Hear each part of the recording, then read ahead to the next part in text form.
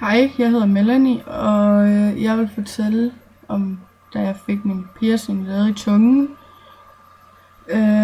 I kan lige se den først.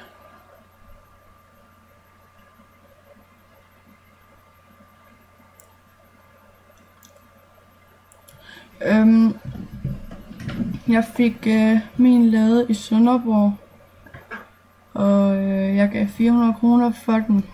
Men det gjorde ikke ondt, da jeg fik den lavet. Det var sådan et døgn efter. Der var min tunge, den var virkelig så hadet, at den var sprækket ud af siderne. Det gjorde virkelig så ondt, at jeg næsten ikke kunne snakke, og jeg kunne ikke synke, fordi jeg var så spændt i min hals, og jeg kunne ikke spise noget i 3 dage, så jeg har levet af vand og isterninger og sådan noget.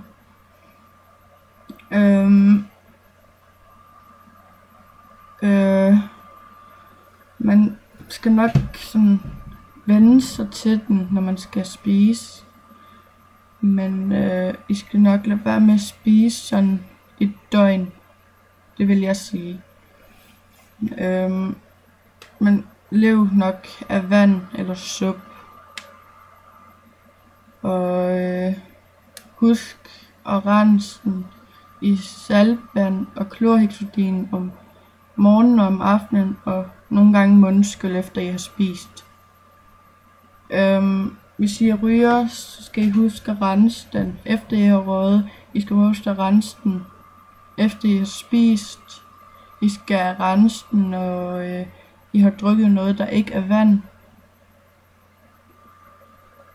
Men for at holde hævelsen nede, jeg spiste så mange isterninger, holdt den i munden og drak koldt vand og sådan noget.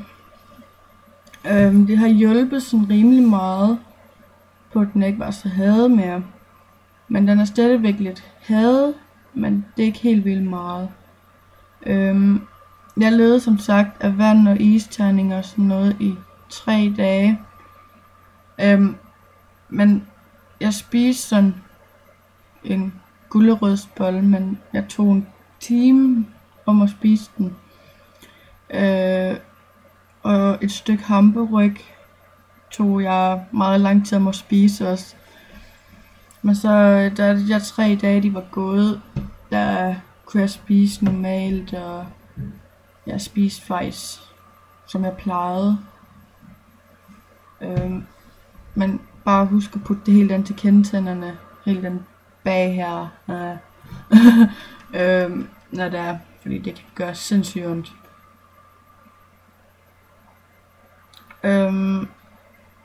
Jeg synes ikke det gjorde spor ondt at få den lavet. Jeg fik min lavet i Sønderborg, og de sprøjtede sådan noget bedøvelse på, som skulle sidde et par sekunder. Så jeg kan ikke svare på om det gør ondt sådan at få den lavet, hvis der ikke kommer bedøvelse på. Men da der kom bedøvelse på, der kunne man ikke mærke noget. Det er også klart, når det hedder bedøvelse. I skal ikke være nervøse for, hvis I ikke kan sige S ordentligt. Jeg kan heller ikke sige S ordentligt, det er derfor, det lyder så sjovt. Men det er fordi, at I skal jo tænke på, at jeg får en nål igennem tungen. Og så, ja, det er jo for tungen af, det er jo den, der siger alle lydene næsten, jo, vil jeg sige. Ikke fordi jeg er sådan klog, men det vil jeg tro. Den kan være meget øm, selvom den ikke er så hadet mere.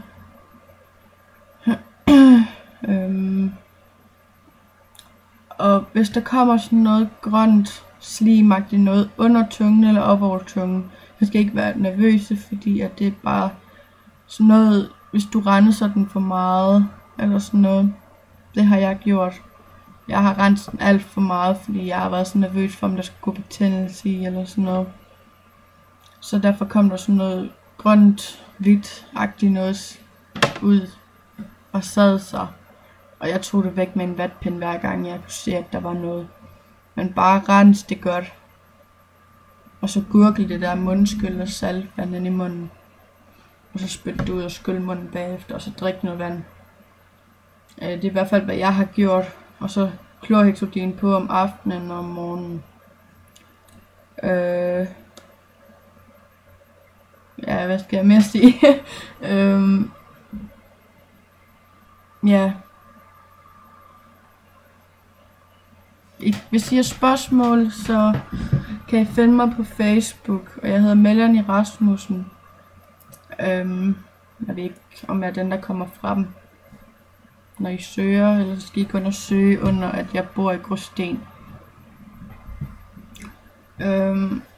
I kan jo også se det på mit profilbillede. Det kan I i hvert fald bare gøre, hvis I har spørgsmål. Og børste tænder og alt det der, det kan I også sagtens allerede første dag, selvom den gør pisse ondt. I skal også bare, selvom det gør ondt, så børst på selve kuglen, som I skal børste jeres tunge, som I plejer. Bare gør det på kuglen, og så sådan noget, så den også bliver børstet selvfølgelig. Men ja, hvis I har spørgsmål, så følg mig på Facebook, Melanie Rasmussen. Og hvad hedder det, med Tattoo Fashion i Sønderborg, hvor jeg fik den lavet. Jeg gav 400 kroner for den, og jeg fik en ekstra stav med i prisen. Først var jeg så nervøs for, om det var den, jeg skulle have i. Men jeg ville jo gerne være sikker på, at jeg fik den længste stav i. Fordi jeg ved jo ikke, hvor meget min tunge den haver. Så jeg valgte den her kugle her. Stav. Så jeg synes, den er ret fed. Og der skal gå 2-3 uger, før I må skifte den. Fordi at I kan ikke vide, om den haver igen. Det gør den jo selvfølgelig, men I kan ikke vide, hvornår eller hvor meget den haver, når det er. Men det er alt, hvad jeg vil sige her på den her video her. Så bare følg mig på Facebook, hvis det er, I vil have stillet spørgsmål. Eller svaret spørgsmål. Jeg ved godt, jeg ikke snakker sådan fint nok, men hej, morgen, farvel, ja, hvad man nu siger.